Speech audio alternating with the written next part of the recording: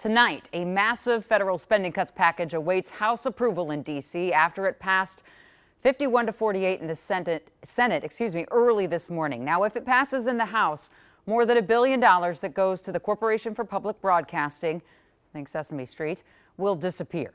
Sammy Selena talked to our local public radio station about the impact it could have if and when it passes. Here.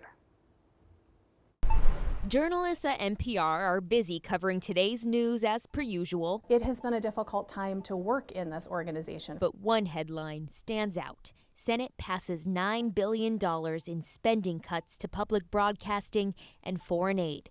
$1.1 billion of that impacts public media. It takes a toll. It definitely does. Chandra Kavati is the president of American Public Media, the national programming and distribution division of Minnesota Public Radio. We will still be navigating through and, making tough choices because we are a fiscally, financially responsible organization. In combination with state funding cuts, they could have a $6 million budget gap that could impact all sorts of programming. The argument that's made now is that public broadcasting is biased, that it is left-wing biased, and that if it's going to be publicly funded, it needs to be ideologically neutral. That's the argument.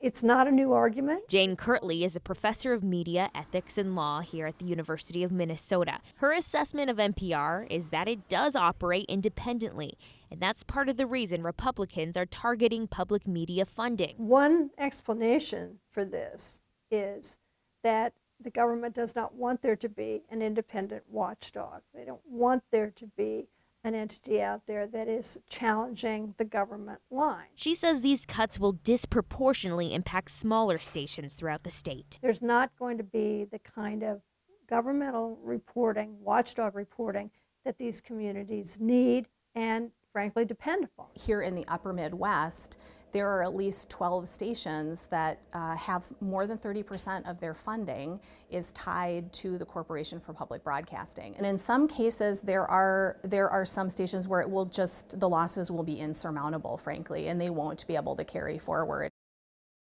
So not all Republicans oppose this. Some said many of their rural constituents rely on public media. Alaska's Lisa Murkowski pointed to an example yesterday on the Aleutian Islands, where a public radio station warned of a potential tsunami.